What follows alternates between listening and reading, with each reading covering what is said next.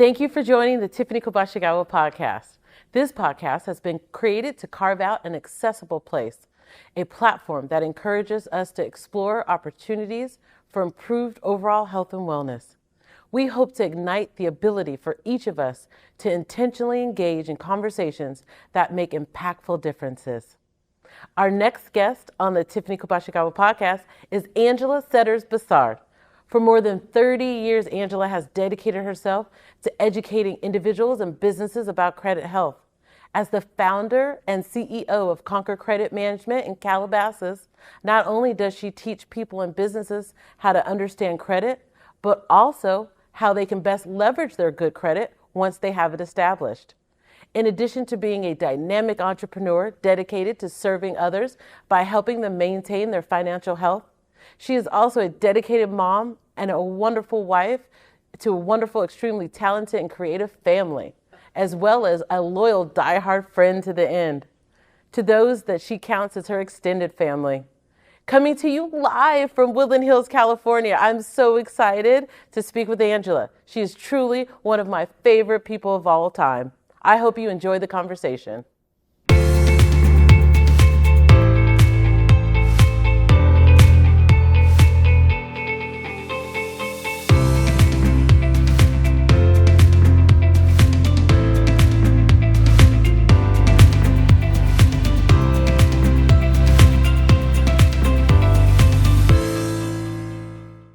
Welcome, Angela, for being here. I'm so excited to be here with you. I am too. I'm really excited about our conversation. Okay, so I've been looking forward to for a really long time, and let's just start with the basics, if that's okay. So tell us, who is Angela Setters-Bessard? How in the heck did you get started with credit management? Oh my goodness. Well, that's a long story. Yes. So I'll make it poquito. But I started with a passion of helping people many, many years ago. I lived on my own when I was 16 and a half, and I had 3 jobs. And one of my jobs was actually working for a bank. Mm-hmm. And I moved my way up from being a receptionist to an underwriter. And really just in that particular space, I learned what people do with their money. And credit was a little bit different back in that time, but what people did with their credit and how they treated it and the relationship that they had with money. And so I was just very interested. So I got my hands on every book that I could, and I self-taught myself. Unfortunately, I didn't have the opportunity to go to college, but I truly believe in self-empowerment, and I taught myself what it was to really be fiscally responsible at a very young age. Unfortunately, working for that bank, because I helped so many people, I actually got fired. And I'll never forget my boss bringing me into the office and saying, I have something to tell you, but before I do, I want to let you know that you're an amazing person and that what you've done for people, I think you can continue to do. So don't ever forget that. And I love Walt for that. But I was fired, and unfortunately that was my main income. So at the ripe age of almost 18 years old, I had to file bankruptcy. And I remember through my tears telling myself that if I could, that I would help as many people as I could understand how to prevent that. And more importantly, what kind of relationship they can have with money so that it can be healthy, because we're talking about health and wellness. Yeah. And that's, truly how I started in this industry was from a tragedy, being young and losing my job to really living in my purpose and walking out my purpose. Now, obviously, it took many years to get to where I am today, but I've always had this inner fighter woman inside of me. And I remember when I first started my company, that was back in the day when you didn't have social media or, the different type of marketing materials that we have in today's world. So I had to beat the pavement. And I just had this never die mentality, like, no, you need what I have, and I want you to listen to what I have to tell you. And I remember getting so many doors shut in my face, but it never affected me. I was just like, okay, next. So is What were you doing to help people where they were like, we're going to have to let you go? That ended up being, I think, kind of the catalyst for what you're doing now. What was that? So basically, they were a subprime lender. They would call it a subprime lender. They were an S&L back in the day. Can you Okay. imagine that interest rates used to be 19% Back then. back then? Yeah. Yeah, just crazy, right? So they had a BCD lending program in process. And so what I would do is I would help those customers or individuals that were in the D program get into the B program so that they Oh, weren't spending as much money on fees and interest. okay. And over the time, I helped so many people Good for the individual, not so much for the for the balance bank. sheet of the bank. Right. Okay. That was their thing. They said that I was costing them money. Okay. Hmm. Oh my goodness. Oh my goodness. So listen, so some people don't understand credit management versus a financial planner versus an accountant, like what each of those do. So can you tell me exactly what a credit management expert, right, does? And then why are you so uniquely able to do what you do? What makes you unique? So, a credit manager or a credit consultant, advisor, coach is really what I do. And at the end of the day, your credit equals your habits. Okay. Wow, that's And powerful. yeah, and the Yeah. thing is that credit is an investment tool to build wealth. And we live in this amazing country, the United States of America. And what happens here is, and why a lot of people want to come to our country, is because of our credit system. And the reason for that is that, Tiffany, they say, you know what?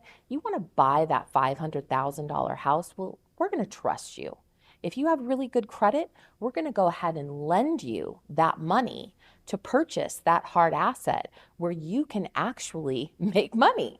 So, when you really think about credit in its bare elements, it is really that investment tool. Mm, Now, unfortunately, our population and the way that things have been taught is not where people can understand it yeah. at the level where they know how to use it. Right. And so, what I do is I come in with individuals and businesses and I show them how to use it properly, the healthy way. Yeah. A lot of people, unfortunately, back in the day when you went into the college grounds, when you were dropping your child off, they would have all the credit card companies out Mm. there. And they would say, I had hey, I had my first credit card at 17. okay, so they said, hey, get this free t-shirt. And oh, by the way, we're going to give you $10,000. Yeah. And we know that you don't know how to spend $10,000. And we know that you don't understand compound interest and what fees are as it pertains to having a credit card. Yeah. So, going backwards, what I do is I teach people how to use credit as that tool. I teach teenagers. I work with anybody. It doesn't matter. Small businesses, how to separate their business credit assets from their personal credit assets. Right. You would be very surprised at how many people build or professionals build their business on their own back. And why not build it on corporate America, Right. where there is an opportunity to do so? Now, with that, one thing that I always say is that we have to have a plan, right? Yeah. Because if we don't have a plan, then we plan to fail. That's like, I don't know who said that, but it's like an amazing saying, Well, you right? said it today. I said it today, but it's really, truly true. Uh-huh. So when I work with businesses, I really help them put a credit plan together Mm-hmm. so that as they're building their business and they have need for resources, then they have a plan on how they're going to pay it back. Okay. Because that's how businesses end up in bankruptcy or how people end up in bankruptcy. Right. And then the other thing is that I work with divorce cases where, people are separating their credit assets and how to do that properly. Yeah. And also premarital, Yeah. working with people. Before Yes. the divorce. Yeah. I was sitting with one of my friends and she was telling me about this new guy that she's dating and she's showing me pictures in her phone Mm-hmm. and she scrolls by his credit score. And I said, stop. I said, hope it was good. It was. And I said, did he send you his credit score? And she said, yeah. I said, girl, Miriam. that's a keeper right there, right there. Especially because it was 820. Wow. So That's amazing. yeah, absolutely. Okay, so let's break this down. You're not an accountant and a bookkeeper. No.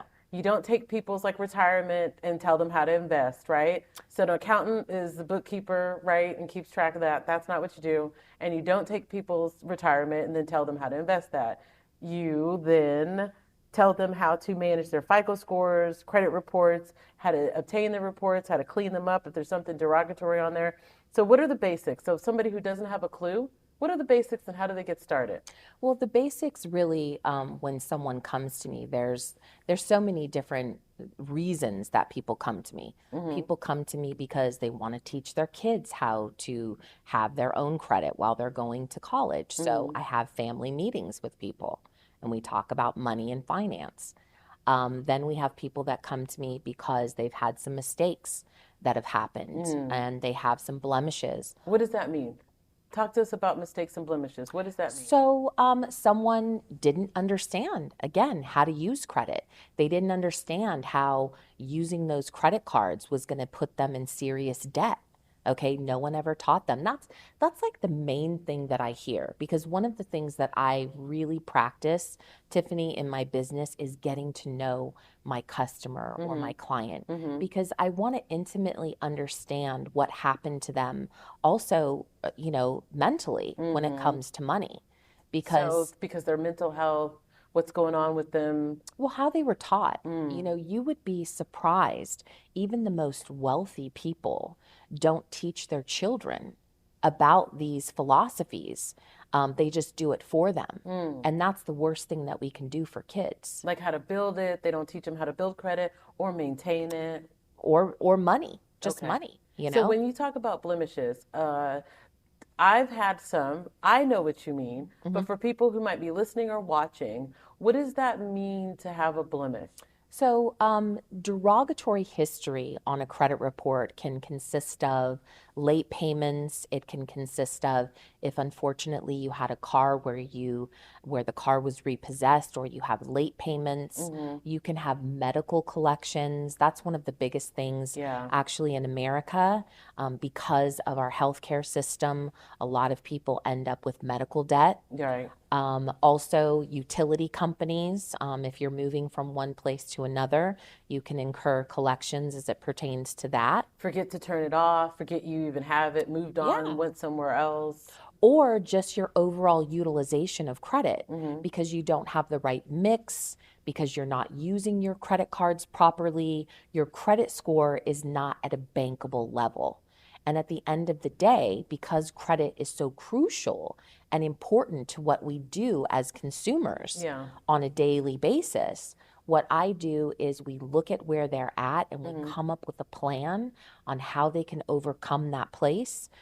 How we can get rid of late payments, how we can pay off charge-offs or pay off collections and actually have them report on the history properly, so that their credit score is affected in the right way.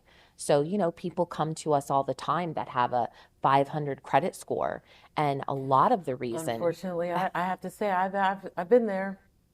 So what we have to do is we have to retrain their thinking. One of the things I say to people all the time is forget what you think you know. Let me rebuild your wisdom as it comes to this information about credit. And when they leave, that's one of the greatest things that I love, is doing an exit interview and asking my clients, so what did you learn? Right. And they're just like, oh my gosh, I learned this, I learned that, I learned this. And it makes me feel so good, because that's my purpose in life, is really to serve people and to help them understand that this stuff isn't scary. Once you know it, it's so easy. Well, I actually do find it enjoyable, and I have the Experian app on my phone.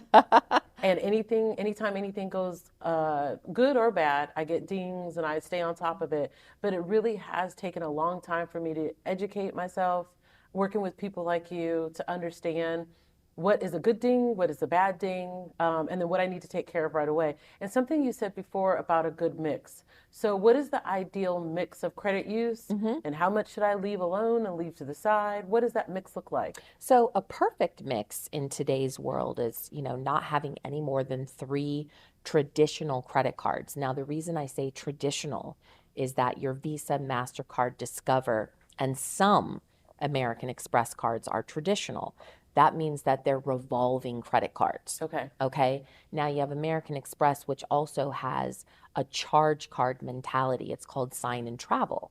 So whatever you use in that month is due at the end of the month. Right away. Those kind of credit cards can get people in trouble. If you're going to get a mortgage or you're buying a house, the best debt to credit ratio that they would like to see is 70-30, which is 70% available and a 30% balance.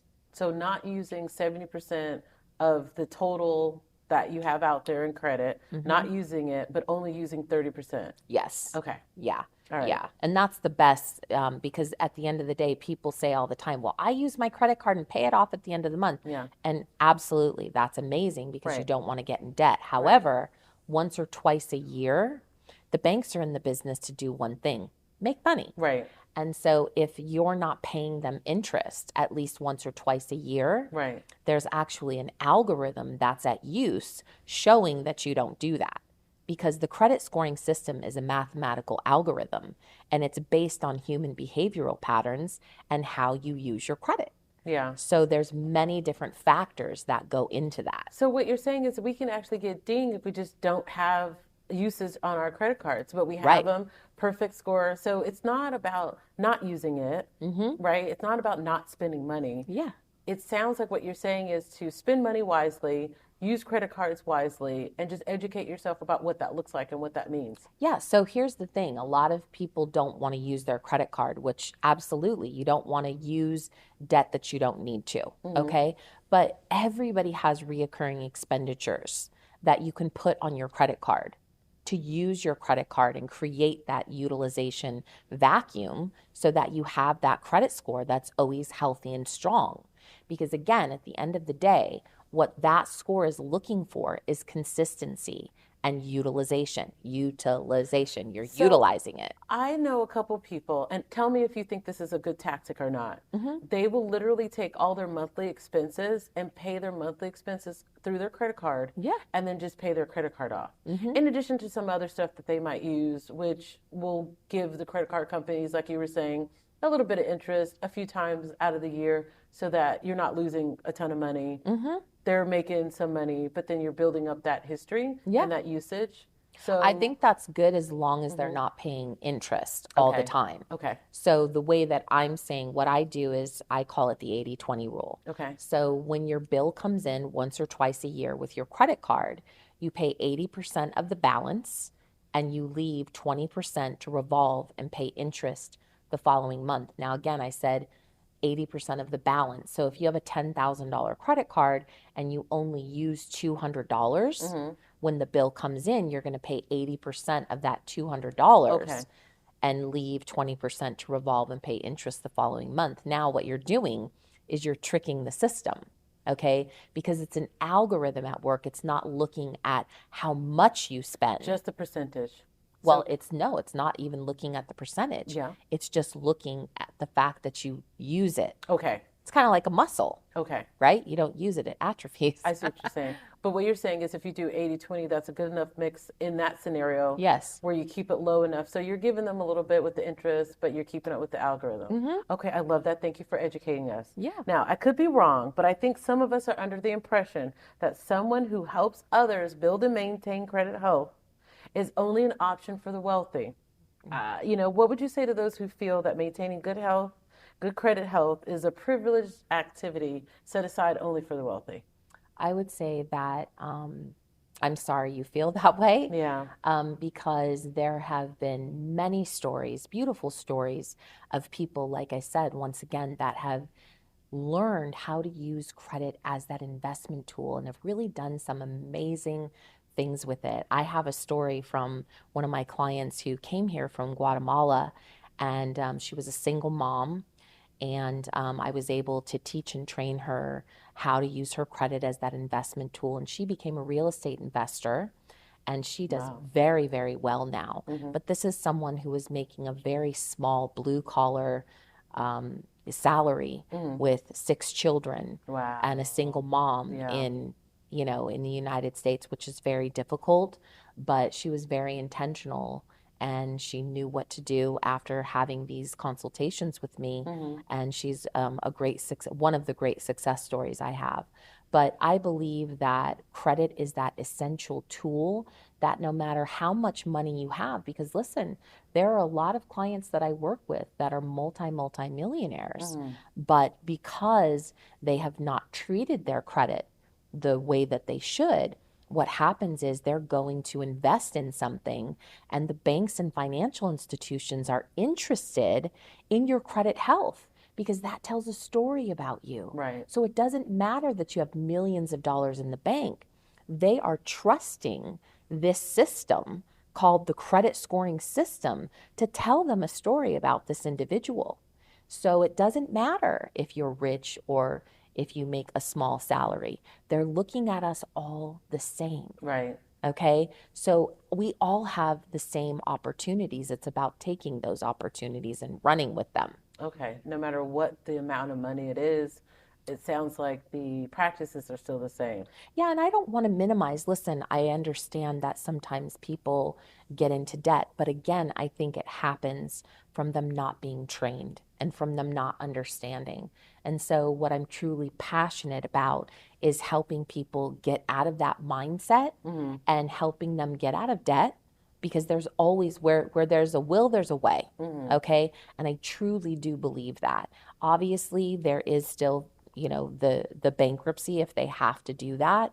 But what I try to do is work out every possible scenario with people, whether they're wealthy or whether, again, Right. and we come to a solution. And a lot of people get to the other side and they're like, wow, I can't believe I actually did it. Yeah. But it's like life, right? When you commit to something and you're really, really passionate about it and intentional, you can do it, whatever you put your mind to. So what would you tell someone after listening to the podcast, right, today, that they've made a decision, they understand, and they need to build their good credit? What are the first few steps that they need to do? To build good credit? Right. Well, the first couple of steps that I would say if you don't have any credit is you at least need to have 2 credit cards. Okay, that's going to help to build a strong history. Now, when you don't have any credit, it's just as bad as having bad credit. Okay. Because again, when a bank is looking at you and they're looking at your credit history, it tells them a story of how you've used your credit, how you've, been financially responsible with what's been given to you. So if you have no history, Right. so they don't have anything to hang their hat on, so to speak. Right. So that's why there are different credit facilities out there that are like self-lending types of credit cards or personal loans or secured credit cards. There's a lot of banks that will give that to you, a secured credit card. And a secured credit card means that you are going to put something in a savings account, and then they're going to give you a credit card that's secured by that money that you've put into their account. Okay. Okay. So essentially you're funding your own credit card? Yes. Okay. But the cool thing about this is that once you've been utilizing that and doing very well for 6 months, you can go back to that bank and say, hey, look at how great I've done with this credit card. Will you now give me back my deposit and make this an unsecured credit card? And 9 times out of 10, they will. Oh, that's wonderful. So Absolutely. That's how you get started? That's how you get started. That's the journey of starting with your credit. Now, another way and a quicker way is if you have children. And by the way, Tiffany, I want to tell you that the greatest gift that we can give our children and our grandchildren is the gift of financial literacy. It is the greatest gift that we can give them, especially in today's world where everything is on their fingertips. Right. Their credit cards, their wallet, everything is in their phone. And, all you have to do is click. Which is convenient, but then scary at the same time. Oh, yeah. Because you could get into so much trouble. Well, yeah, and that's what's traditionally happening to this generation of kids is that it's out of sight, out of mind. So they're not able to see what it is that they're spending unless they're paying attention. Right. Okay. So if you're younger or you have kids that are college bound or whatnot, the way to help them build credit, and kids in high school, let's say 11th and 12th grade, you can add them as an authorized user onto your credit card. And what that does is that gives them the benefit of all the years that you've been using that credit card and using it wisely. Let's say it's been 10 years. Now that history now transfers to their credit history, and it will give them sort of a leg up in how to build credit. See, I didn't know that. Yeah, and so then you don't have to have them get secured credit cards. Okay. But I always say to parents when I'm having family meetings and we're talking about this very issue is that when you have kids that are in the 11th and 12th grade and you're giving them access to using money and understanding credit and having a bank account, talk to them about your failures that you've had with money. Yeah. Talk to them about your struggles that you've had so that they can learn from that and do better. But that's really how you start to build credit. Is either one of those two things. Now, the thing is it's very important, once again, once you start building credit, whether you're doing it the traditional way of getting the secured credit cards or your parents or a loved one is helping you with adding you as an authorized user and then you get your own card, it's very important to do that utilization factoring that we talked about. Use that credit card for the first 6 months every single month. Pay that 80%, leave 20% to revolve and pay interest the following month. And what happens in those 6 months is that it will trigger a response from the algorithm. And you don't have to do it after that 6 months again until the following year. And then you just do that, practice that rule once or twice a year. Well, does that make sense? It does. It does.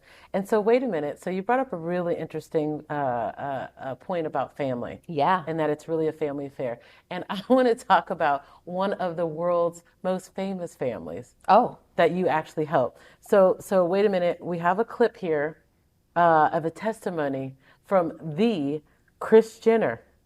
Yes. Well, I had a credit problem that I didn't even know I had. You know, you have challenges because of there's, credit issues. You're devastated, and it can really change your whole life. So somebody said, well, I know this great girl, Angela Setters, over at Conquer Credit, and, it's like, hi, I have a problem. I need some help. So, but, here's the thing. You fixed a problem for us that was a really huge challenge for us and really easy for you because you guys are good at what you do. But I think what a lot of people don't know is, I was really skeptical, when I first called you, like, okay, whatever, here's my problem, how can you help? Yes. And I think that people don't realize that it really is an interesting, you have a talent, that you bring and a lot of assets that you bring to somebody's problem. But what most people don't notice, it's ongoing. Yes. Your credit can get messed up by the simplest of things, and the advice that you gave to us as a family was invaluable. I mean, I know that you help everyone, the average person like me and the wealthy, but the Kardashians, the Kar-Jenners as they call them, are in a whole different atmosphere. So can you tell me, obviously without divulging anything, and Kris said it best about, what an expert you are and how much you really, really helped educate her and the rest of the family. Tell us what was it like working with her and her family? I have to say they're the most amazing people. They're the most giving and loving people. It's no wonder that they're so successful. Yeah. Kris is a wonderful momager, as she calls herself.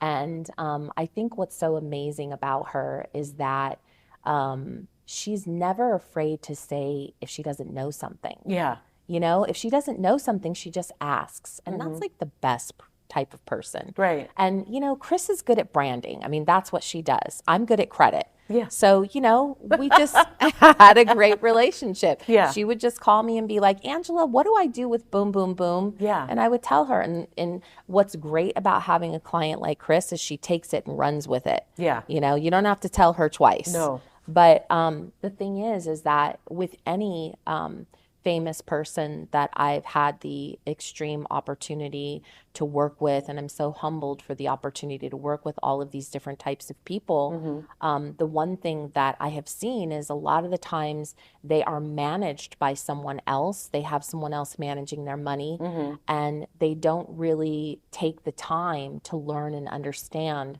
what's going on until we have these conversations. And then what happens is their mind opens. Now, Chris was a whole nother ball of wax because she was on her game. She knew what was up.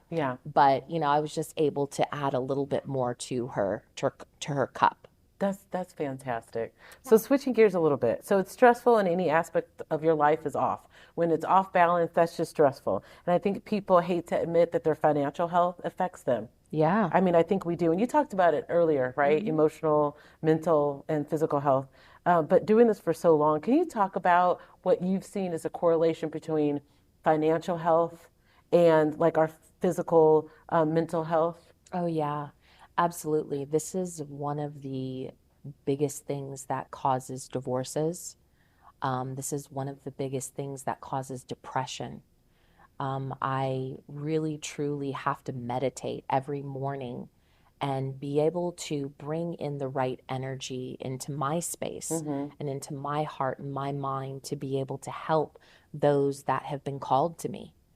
When I have the distinct opportunity to work with someone, I do understand that they are dealing with some sort of pain or trauma as it pertains to money. Right.